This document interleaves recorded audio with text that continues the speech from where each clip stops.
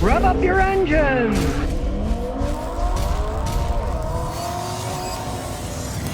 Okay, today we got an SUV, Grand Cherokee. It was Grandpa's car. Grandpa's gone. Now the grandson's driving it. They're the original owners of this thing. Still on the same engine, same transmission.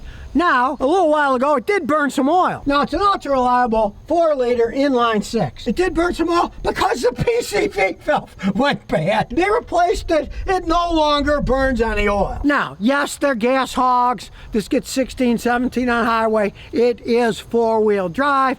And if you remember back in the day, when they had the cash for clunkers, the Grand Cherokee was the #1 vehicle that was traded in, mainly because of gas mileage. The price of gas had gone way up, and people are like, oh, well, it's a gas hog, and they got rid of it and got something else. Now, this is still in the same family, and it still runs like a top. They don't make them like they used to, let's just say. See on the door, Daimler Chrysler Corporation. This is an 04. This may be the best one they ever made, because the Germans actually started to make them better. They just made the mistake of buying Chrysler, a company that was so rotten to the core that it didn't matter what the Germans did. So then they gave it to a guy who then turned it into Chrysler LLC. He looked around the world and suckered Fiat to buy it, and then Fiat suckered Peugeot to merge as Stellantis, Chrysler, Fiat, and Peugeot, and they're even worse than they were. But this is a solid vehicle. This is the only vehicle that Grandpa ever bought brand new. It was $29,000 back in the day. Okay, let's look at some new ones. Here's a 2023 Jeep Grand Cherokee. Check it out. $81,000. Yes. Would you pay that? I would not. I had a customer that bought a Jeep Grand Wagoneer 2023. It's $112,000. Yes, indeed. But luckily his wife hated it, so he got rid of it and got himself a Chevy pickup truck, which fit his needs better. So, but the prices have gone insane. Back in these days, they weren't that insane. And if you could find one like this in this kind of shape, I would say snap it up. It's 4-wheel drive. The wheels aren't in bad shape. You could clean them up. He doesn't care. It's not rotten or anything. And since it is a Jeep, as we go under, it is in Ohio.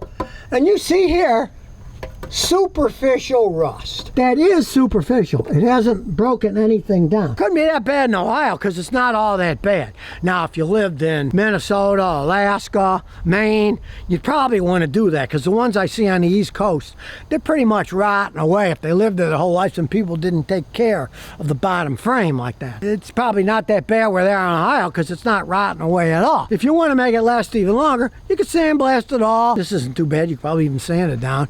Coat it with primer, then seal it with some kind of sealer, and it's going to last a lot longer. But it showed that this thing still has held up with nothing done to it. Now we look inside, cloth interior, and of course that holds up pretty good. You can see there's an awful lot of room in these. A lot of room in the trunk. They got everything sealed up here. Must have dogs of some sort. And you can see, this is what I like. Simple 4-wheel drive system. You can go 2-wheel drive. You can go 4-wheel part-time. You can go 4-wheel full-time. And you can go 4-wheel low just by pulling this. You don't have to rely on some electric switch. I like it because it's old enough. It still has a real parking brake. Not one of those electronic crappers that's going to break down. So we have the big out scan tool out here. Diagnostics. And we'll do auto detect. I have to input it because it's old. It's incorrect, it says. Okay. First, we'll check for trouble codes. I have one trouble code.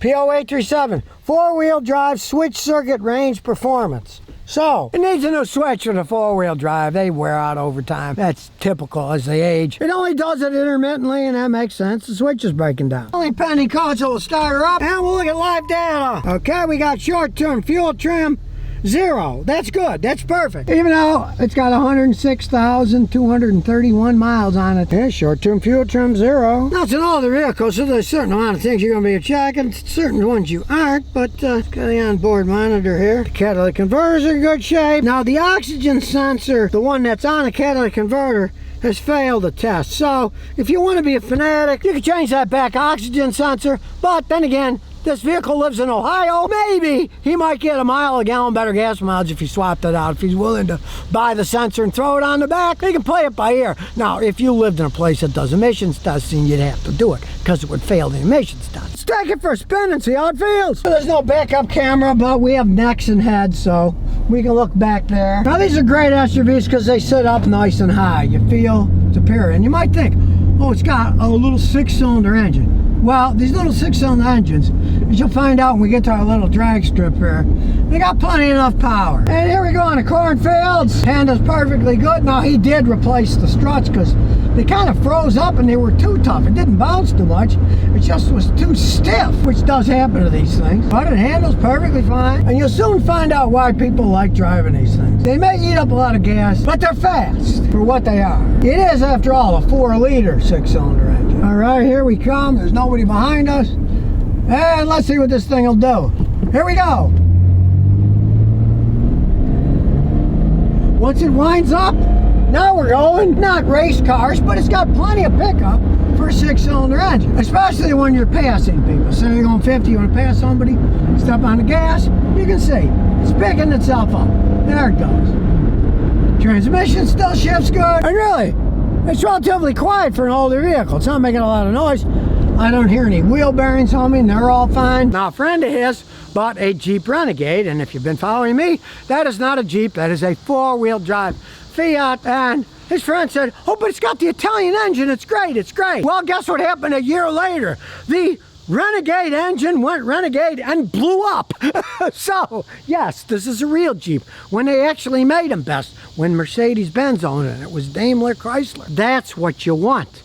This one's in excellent shape, still got tons of life left in it.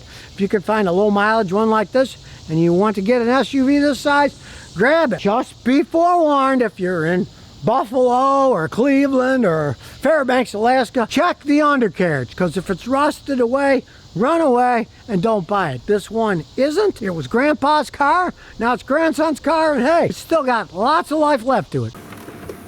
And here's some bonus questions and answers. Armin 58 says, I need a used car in 2024. I'm going to be in the market for a used car in 2024. I buy used cars at 2 years old and 40,000 miles.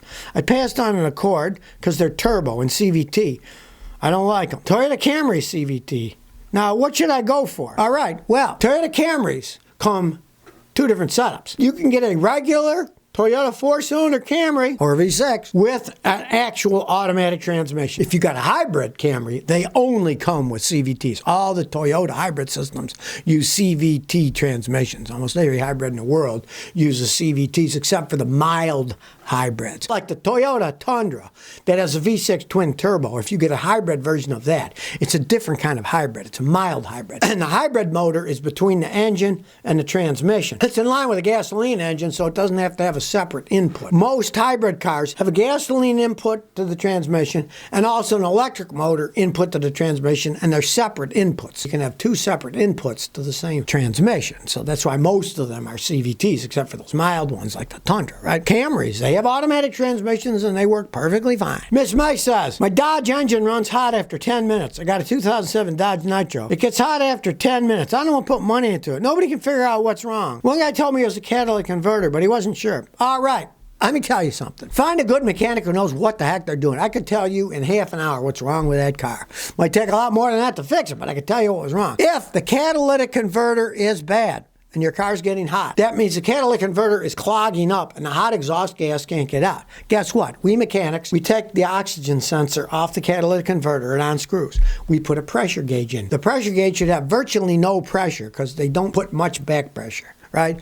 So if you put a gauge on it and you find out it's got 6 pounds back pressure or even higher, it means the catalytic converter is clogged, and that's your problem. These things can be tested. You know, it's not magic. Like, I just don't go to cars and say, wave my magic wand and it's fixed, right? No, you do logical testing to see what's wrong. So you need to find a guy like me that knows how to work on cars. And believe me, within an hour, you can figure out what's wrong. It might take a lot of money. It's a Dodge. Maybe it's starting to blow a head gasket, in which case that costs thousands of dollars these days. So could be a very expensive fix. But have a guy who knows what he's doing testing it. Then you can see what the truth, why it is overheating. It can be as dumb as the radiator caps loose. Go to an auto parts store. They cost $12. Buy another radiator cap. That might fix it. Who knows? But you want to test it and then figure out what's wrong.